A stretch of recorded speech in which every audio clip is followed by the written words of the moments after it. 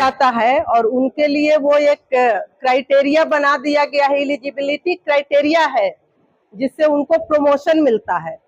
फिर भी सवाल हैं बहुत सारे, तो हम तो सवाल ही करेंगे। देश की जो सुरक्षा है वो खतरे में है, सबने यह माना। यह कैसे, जो पुलवामा की घटना हुई थी उसके बाद जांच नहीं किया गया, और दूसरी बात कि उसके बाद जो बालाकोट स्ट्राइक हुआ था और भी जो एयर स्ट्राइक्स हुए थे, तो उसमें कहा गया कि ये स्ट्राइक कुछ लोगों के द्वारा यह आवाज उठाई गई कि सरकार ने ठीक तरीके से बदला नहीं लिया है, या एयर स्ट्राइक सिर्फ दिखावा भर है और जितना करना चाहिए था प्रॉपर नहीं है। तो इस बार तो उस समय बहुत ही एक क्या कहेंगे, सबको विपक्ष के जो लोग भी ऐसी बात कर रहे थे उनको कोसा गया था कि नहीं, आप ये सब सेना के उस पर वेल्लोर पर आप सवाल उठा रहे हैं। तो इस बार पूरा विपक्ष ने और पक्ष ने, जो भी कहिए, पूरे देश ने ही सबने अपना समर्थन दिया कि सरकार जैसी भी कार्रवाई करना चाहती है वो कार्रवाई कर सकती है, क्योंकि यह हमारे सुरक्षा का मामला है और आतंकवाद से हम लोग ऊब चुके हैं। आतंकवाद की घटना को हम लोग अब नहीं सुनना चाहते हैं, इसलिए पूरा समर्थन है। और पूरा समर्थन मिलने के बावजूद हम सभी ने देखा कि कैसे एक स्लोगन, एक सोशल मीडिया में तो यह चलने लगा कि नाम है नरेंद्र और काम है सरेंडर।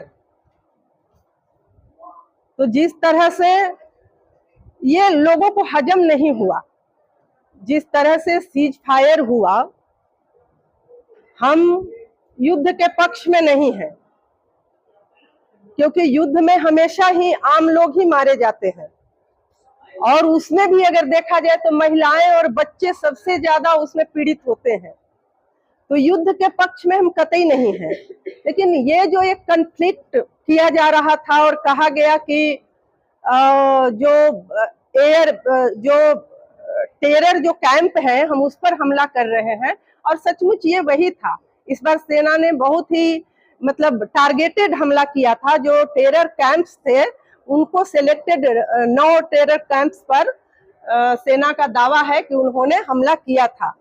तो टेरर कैंप्स पर हमला किया गया, ये बहुत ही सही था।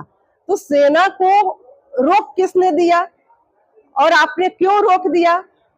सेना तो नहीं रुकना चाहती थी, लेकिन अचानक देश को 3 ही दिन या चौथे दिन ही शायद लगता है कि उनको, हम लोगों को बताया गया, पाकिस्तान के डीजीएमओ जो होते हैं वो यहाँ के डीजीएमओ को फोन करते हैं कि हम लोग अब सीज फायर करना चाहते हैं, और उसके पहले ही जो अमेरिका के राष्ट्रपति हैं उनका ट्वीट आ जाता है एक्स पर।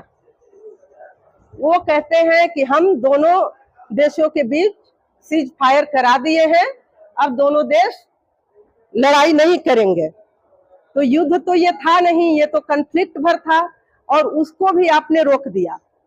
तो ये घोषणा, मोदी जी इतना कमजोर क्यों हो गए?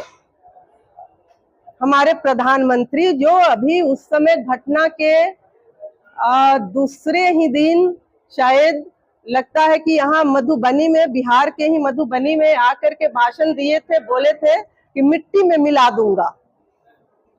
तो हम तो सभी लोग इंतजार कर रहे थे कि इस बार आतंकियों को एकदम से मिट्टी में मिला दिया जाए, और आप जो कहेंगे, आप जो ये ब्लैकआउट करने का जो प्रैक्टिस करवाए वो सब भी हम लोगों ने किया और पूरे मन से किया। इससे भी ज्यादा कुछ कहा जाता तो वो सब भी हम लोग करते, मतलब पूरे पब्लिक का सपोर्ट था। हम तो बहुत लोगों का सुने, वो लोग तो तैयार थे कि हम कोई एनसीसी कैंप में जो कभी ट्रेनिंग लिया था वो लोग भी तैयार थे। खैर, तो ये जो अभी लोगों ने बताया कि संप्रभुता पर सवाल है देश के, तो मेरा भी ये सवाल है कि ये देश के संप्रभुता की रक्षा यहाँ पर नहीं की गई। कोई दूसरा देश यह कैसे, जबकि शिमला समझौता है हमारे पास, उसके अकॉर्डिंग है कि दोनों देश आपस में मिल करके यह तय करेंगे कोई भी बात, तो फिर ये थर्ड पार्टी इंटरफेरेंस क्यों हो रहा है और ये थर्ड पार्टी इंटरफेरेंस क्यों करवाया जा रहा है और किन शर्तों पे करवाया गया, उन शर्तों को हमें क्यों नहीं बताया गया। हम ये यहाँ से मांग भी करते हैं कि उन शर्तों को अभी भी हमें बताया जाए कि किन शर्तों पे ये सीज फायर हुआ और अमेरिका ने क्यों इसमें दखलंदाजी दिया। दूसरी बात है कि आपने उसी समय सुना होगा कि पाकिस्तान को सीज फायर के पहले उसको फंडिंग करवाया गया IMF से 1.3 बिलियन शायद, नहीं 1.3 बिलियन, उसके पहले भी उसको फंडिंग हो चुका है। तो कुछ लोग इस पर कह रहे हैं कि ये इंटरनेशनल मॉनेटरी फंड नहीं है बल्कि ये इंटरनेशनल मिलिट्री फंड है जो उनको मुहैया कराया गया है। और आप देखेंगे कि एक संस्था है, वो संस्था है वर्ल्ड लेवल पर है, FATF, फाइनेंशियल एक्शन टेरर, एक मिनट, उसका नाम फाइनेंशियल एक्शन टास्क फोर्स। इसका काम है कि सारे कंट्रीज को ग्लोबल मनी लॉन्ड्रिंग और टेरर फंडिंग के आधार पर वो ग्रे लिस्ट और ग्रीन लिस्ट में वो लिस्टेड करता है। तो पाकिस्तान उसके ग्रे लिस्ट में है, जो आतंकवादी कंट्री होते हैं वो ग्रे लिस्ट में, पाकिस्तान को उसने ग्रे लिस्ट में रखा था। और 2022 में उसने कहा कि हम अब ऐसा कोई इसको बढ़ाने का कोई काम नहीं करेंगे, जबकि हम सभी जानते हैं कि कैसे वहां की जो सेना ही है वही आतंकियों को ट्रेनिंग देती है। तो ऐसे ये सबको जानकारी है, और फिर भी इसको अभी के समय में जब ये आतंकवादी घटना भी हुई और पाकिस्तान के एक संगठन ने, एक आतंकवादी संगठन ने, TRF या क्या नाम है, उस संगठन ने यह क्लेम भी किया कि हमने ही यह किया है जो अभी पहलगाम में हुआ। तो इस घटना को लेकर के जब ऐसा हुआ तो फिर उसको फंडिंग क्यों किया गया, IMF से उसको फंडिंग क्यों करवाया गया, यह जानते हुए कि इस फंडिंग का उपयोग वो कहां पर करेगा पाकिस्तान, जब वो इतने सारे संगठन वहां पर बेस बनाए हुए हैं और वहां से काम कर रहे हैं, तो उसका तो दुरुपयोग ही होगा। फिर हमारा सवाल है कि इसी बीच एक ये भी न्यूज आई है जो सबको बताया नहीं गया कि अडानी का एयर डिफेंस कंपनी सामने आई है। अभी तक उनके एयर डिफेंस कंपनी के बारे में कोई नहीं जानता था, इस क्षेत्र में वो काम नहीं कर रहे थे, और अब उनकी एयर डिफेंस कंपनी ही अब यहाँ के जो भी होगा मिसाइल वगैरह सब वही बनाएगी। आप सोच लीजिए कि जो नासा का अभी सुनीता विलियम्स जो जा करके फंसी थी अंतरिक्ष में, तो 8 दिन का था, लेकिन 9 महीने तक वो फंसी रही। वो क्यों फंसी रही, तो नासा का ही जो रिपोर्ट है वही कहता है कि उनके फंसे रहने का वजह ये था कि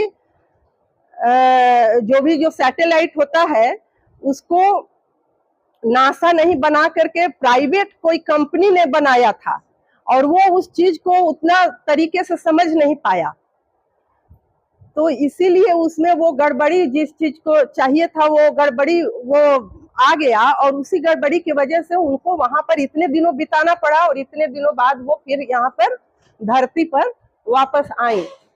उसी तरह से अब ये एक राफेल का या शायद कुछ दिन पहले और आया था कि जो कंपनी, इनकी कंपनी बैंकरप्ट हो चुकी है, छोटे वाले अंबानी की, अनिल अंबानी की, उनको भी एयर वाला दिया गया था उनका सौदा। तो नई नई कंपनियों को जो इस तरह से सौदा दिया जा रहा है डिफेंस का, इस पर भी हम लोगों को सवाल उठाना चाहिए कि इस क्षेत्र में, रक्षा के क्षेत्र में, जब कुछ भी बोलना, ये कहा जाता है कि रक्षा के क्षेत्र में आप मतलब बहुत ज्यादा उसमें आपको लिबर्टी नहीं है, वहां उस मामले में आपका जो फ्रीडम ऑफ स्पीच है वो भी रेस्ट्रिक्टेड है बहुत हद तक। तो वैसे चीजों में आप नई कंपनी को, जो सरकारी कंपनी है, अनुभवी कंपनी है, उसको छोड़ करके आप नई कंपनी को क्यों ला रहे हैं और उसको आप क्यों बिजनेस दिला रहे हैं? तो आप अमेरिका, ये मतलब बतलाना पड़ेगा सरकार को कि क्यों आप ये ट्रम्प क्यों करते हैं बीच में इंटरफेयर, और ये क्या संबंध है, क्या लिंक है इससे? अडानी का जो वहां पर जो केस चल रहा है उसके बावजूद यहाँ पर आप एक कंपनी बनवाते हैं और फिर आपका ये आप इस तरीके से बिजनेस डील दिलवाने का जो काम कर रहे हैं, तो ये सब क्या है? कहीं ना कहीं तो और आपने देखा होगा कि अडानी का जो मुंद्रा है पोर्ट, वहां पर एक बार मिला था, ड्रग्स मिला था। तो ये ड्रग्स वाला भी जो कारोबार है ये आतंकवाद से बहुत अलग नहीं है, ये उसका पार्ट है। वो उस तरह से मतलब एक उससे लिंक्ड है कहीं ना कहीं। वो आप सुनेंगे कि गांव गांव में अब बच्चे मतलब ड्रग एडिक्टेड होते जा रहे हैं और इतना सारा जो ड्रग पकड़ा जा रहा है। एक बार जो कितना कुछ 2900 ग्राम 2900 केजी किलोग्राम पकड़ा गया था ड्रग्स। उसके बाद फिर तो उन्होंने, अडानी ने कहा था कि ठीक है, हम जो है अफगानिस्तान, पाकिस्तान और ईरान के साथ हमारा जो हैंडल है पोर्ट का वो हम बंद कर देंगे, लेकिन तुरंत 1 महीने बाद ही उन्होंने उसको फिर रेज्यूम कर दिया। तो फिर तो इस तरह से जो ये लिंक है इसको भी समझना होगा। एक अंतिम बात हम ये कहना चाहते हैं कि एक जो जिंगोइज्म पैदा किया जाता है युद्ध को लेकर के देश भर में, और फिर उन जिंगोइज्म पैदा करके लोगों की आकांक्षाओं की पूर्ति नहीं करना, पहले तो उस जिंगोइज्म में भी कई लोग उसके शिकार हो जाते हैं। जो फ्रंट पर होते हैं और जो लड़ने वाले होते हैं वही शिकार होते हैं। हमने देखा कि जो हिमांशी नरवाल थी, जो एक सैनिक वहां पर पहलगाम की घटना में मारे गए थे, और उनकी जो पत्नी थी उनको किस तरह से ट्रोल किया गया। हमने देखा कि जो विक्रम मिस्री हैं विदेश सचिव, उनकी बेटी तक को ट्रोल किया गया और उनको अपना जो एक्स का अकाउंट है उसको पर्सनल कर देना पड़ा, तो उनको ट्रोल किया गया। इसके बाद मतलब बेटी तक को भी नहीं छोड़ा गया, उनको तो ट्रोल किया ही गया। हमने यह भी देखा कि उसके बाद जो है एक और महिला इसमें टारगेट हुई, सोफिया कुरैशी, जिनको फेस बनाया हमारे देश ने, और जो कि बहुत ही अच्छा मैसेज था कि एक मुस्लिम महिला को फेस बनाया गया और इतनी मजबूत बहादुर जो कर्नल है उनको फेस बनाया गया और उन्होंने बहुत ही बहादुरी का परिचय भी दिया और मैसेज उन्हीं को सामने रख करके। लेकिन उनके बारे में भी जो बीजेपी के ही मंत्री हैं मध्य प्रदेश के, विजय शाह, उन्होंने क्या क्या कहा। और सुप्रीम कोर्ट कल वहां पर मध्य प्रदेश के हाई कोर्ट ने बहुत ही अच्छा एक्शन लिया, सुओ मोटो कॉग्निजेंस लेते हुए, और उन पर कुछ सेक्शन में 152 बीएनएस का है जो इंटीग्रिटी और देश के एकता, अखंडता पर, सॉवरेनिटी पर, संप्रभुता पर हमला करने वाली जो बातें हैं उसके अगेंस्ट है और उसमें सजा भी बहुत है। तो उसमें इन्होंने लेकिन उसमें भी देखिए कि एफआईआर वहां पर पता चला कि दर्ज तो किया, क्योंकि कंडीशन लगा दिया था हाई कोर्ट ने कि अगर आप एफआईआर नहीं करेंगे तो वहां के डीजीपी को आदेश दिया था कि आपको एफआईआर लॉन्च करना है, और एफआईआर लॉन्च नहीं करते हैं तो आपके ऊपर कंटेम्प्ट हम लगाएंगे आज के दिन। और आज के दिन और कल उन्होंने जब सरकार के वहां पर एडवोकेट जनरल ने वहां के कहा कि कुछ टाइम दे दिया जाए, तो जस्टिस ने कहा कि नहीं, टाइम नहीं दिया जाएगा, आपके पास 4 घंटे का टाइम है, आप इतना में आप FIR लॉन्च कर सकते हैं। और अगर आप नहीं करना चाहते हैं, आप सुप्रीम कोर्ट ही जाकर के इसको स्टे करवा सकते हैं, हम तो आपको नहीं छोड़ेंगे।